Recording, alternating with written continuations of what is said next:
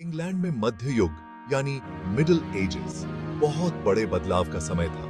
5वीं से 15वीं शताब्दी तक के इस दौर में हमने रोमन साम्राज्य का पतन और नए राज्यों का उदय देखा। यह युद्ध, प्लेग और धार्मिक उथल-पुथल का समय था। फिर भी इस अशांत युग से एक समृद्ध संस्कृति का उदय हुआ। यह निबंध मध्ययुगीन अंग्रेजी साहित्य की आकर्षक दुनिया का पता लगाएगा।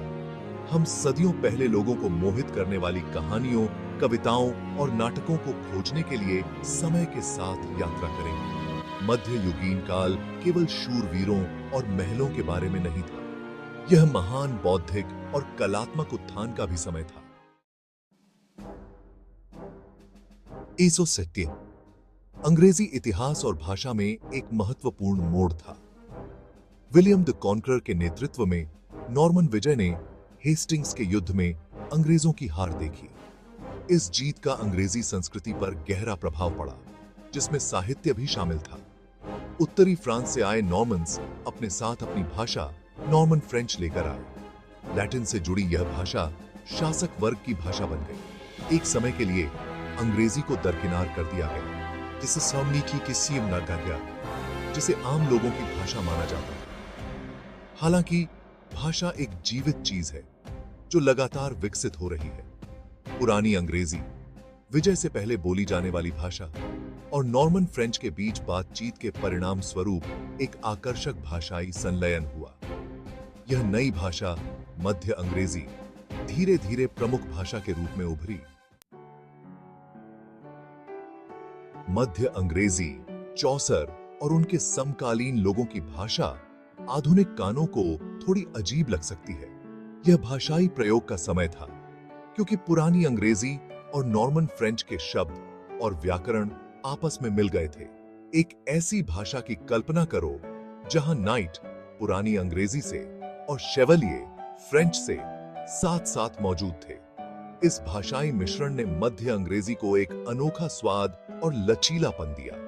यह भाषाई बदलाव उस समय के साहित्य में परिलक्षित होता था, जबकि पुरानी अंग्रेजी साहित्य जैसे महाकाव्य कविता में एक निश्चित सुंदरता थी, मध्य अंग्रेजी साहित्य अधिक विविध और जीवंत था। इसमें दरबारी रोमांस से लेकर भद्दी कहानियों तक कई प्रकार की शैलियों को अपनाया गया, जो बदलते समाज के विकसित होते स्वाद को दर्शाती हैं। चौथा भाग, एक कैंटरबरी टेल चौसर की उत्कृष्ट कृति। अंग्रेजी साहित्य के जनक जेफरी चौसर का उल्लेख किए बिना मध्ययुगीन अंग्रेजी साहित्य की कोई चर्चा पूरी नहीं हो सकती। उनकी उत्कृष्ट कृति सदियों बाद भी अध्ययन और आनंदित अंग्रेजी साहित्य की आधारशिला बनी हुई है। कैंटरबरी कैथेड्रल की यात्रा करने वाले तीर्थयात्रियों के एक विविध समूह द्वारा सुनाई गई कहानियों का एक संग्रह है। पांचवां भाग, शूरवीर और शिष्टता, रोमांस और रोमांच। जहां चौसर की कहानियों ने मध्ययुगीन जीवन की झलक पेश की, वहीं रोमांस ने कल्पना को मोहित कर लिया। भटकते शूरवीरों और संकट में फंसी युवतियों की कहानियां सभी को पसंद आई। ये किस्से जादू और शिष्टता की दुनिया में स्थापित होते हैं। इस शैली का एक स्थायी उदाहरण है सर गवेन और ग्रीन नाइट की कहानी। यह शिष्टता और सम्मान की पड़ताल करता है। यह आज भी उतना ही मनोरम है। छठा भाग, अतीत की गूंज, स्थायी विरासत। मध्ययुगीन अंग्रेजी साहित्य भले ही बहुत दूर की दुनिया लगता हो, लेकिन इसका प्रभाव आज भी महसूस किया जा सकता है। सदियों पहले दर्शकों को मोहित करने वाली कहानियां, पात्र और विषय वस्तु आधुनिक पाठकों के साथ प्रतिध्वनित होती रहती हैं। चौसर की कहानियों की स्थायी लोकप्रियता से लेकर आर्थ्यूरियन दंतकथाओं के अनगिनत रूपांतरणों तक मध्ययुगीन साहित्य की विरासत हमारे चारों ओर है।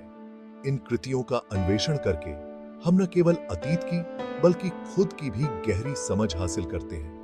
हम शूरवीरों और आम लोगों, प्रेमियों और बदमाशों की कहानियों में अपनी आशाओं, भय और सपनों के प्रतिबिंब देखते हैं। तो अगली बार जब आप कोई किताब उठाएं, तो कहानी कहने की उस समृद्ध परंपरा को याद रखें जो पहले आई थी। आप जो खोजते हैं, उस पर आपको आश्चर्य हो सकता है।